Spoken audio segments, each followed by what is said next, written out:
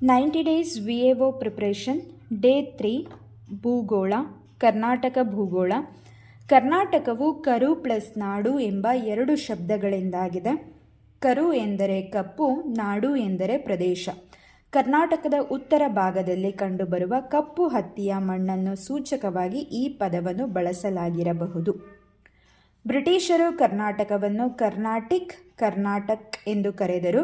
ಕೃಷ್ಣಾ ನದಿಯ ದಕ್ಷಿಣ ಭಾಗದ ಪ್ರದೇಶವನ್ನು ಸೂಚಿಸುವ ಪದ. ತಮಿಳಿನ ಗ್ರಂಥಗಳಾದ ಶಿಲಪ್ಪದಿಗಾರಂ ಮತ್ತು ತೋಲ್ಕಾಪಿಯಂನಲ್ಲಿ ಕರುನಾಟ್ ಎಂಬ ಪದ ಬಳಕೆ ಮಾಡಲಾಗಿದೆ. ಈ ಕರುನಾಟ್ ಪದದಿಂದ ಕರ್ನಾಟಕ ಪದ ಬಂದಿತೆಂದು ಹೇಳಲಾಗುತ್ತದೆ. ಕರ್ನಾಟ್ ಎಂದರೆ ಉನ್ನತ, ಎತ್ತರದಲ್ಲಿರುವ ನಾಡು.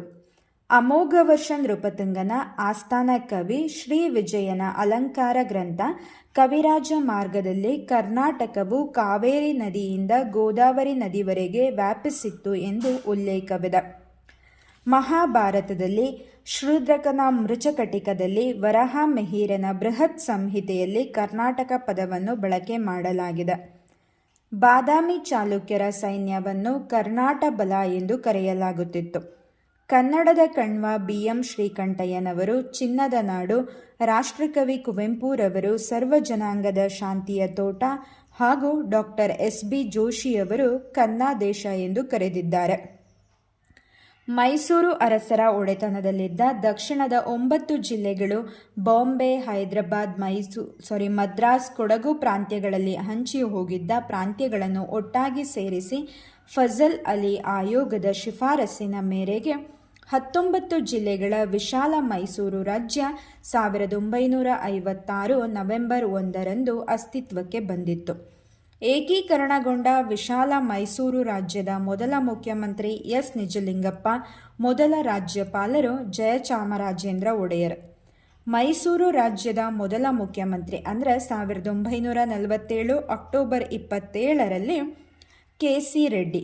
KC ರೆಡ್ಡಿಯವರ ಪೂರ್ಣ ಹೆಸರು ಕ್ಯಾಸಂಬಳ್ಳಿ ಚಂಗಲರಾಯ ರೆಡ್ಡಿ. ಮೈಸೂರು ರಾಜ್ಯದ ಮೊದಲ ಚುನಾಯಿತ ಮುಖ್ಯಮಂತ್ರಿ ಕೆಂಗಲ್ ಹನುಮಂತಯ್ಯ. ಕರ್ನಾಟಕದಲ್ಲಿ ಅತಿ ದೀರ್ಘಾವಧಿ ಆಡಳಿತ ನಡೆಸಿದ ಮುಖ್ಯಮಂತ್ರಿ D. ದೇವರಾಜ್ ಅರಸ್.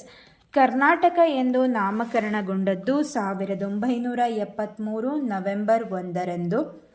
ಆಗಿನ ಕರ್ನಾಟಕದ ಮುಖ್ಯಮಂತ್ರಿ D. ದೇವರಾಜ್ ಅರಸ್ ಮತ್ತು ರಾಜ್ಯಪಾಲರಾಗಿದ್ದವರು ಮೋಹನ್ ಲಾಲ್ ಸುಖಾಡಿಯಾ. ವಿಶಾಲ ಮೈಸೂರು ರಾಜ್ಯಕ್ಕೆ ಕರ್ನಾಟಕ ಎಂದು ಹೆಸರು ಸೂಚಿಸಿದವರು ಸಾಹಿತಿ ಚದುರಂಗರವರು. ಅತಿ ಹೆಚ್ಚು ಬಾರಿ ಮುಖ್ಯಮಂತ್ರಿಯಾದವರು BS ಯಡಿಯೂರಪ್ಪ.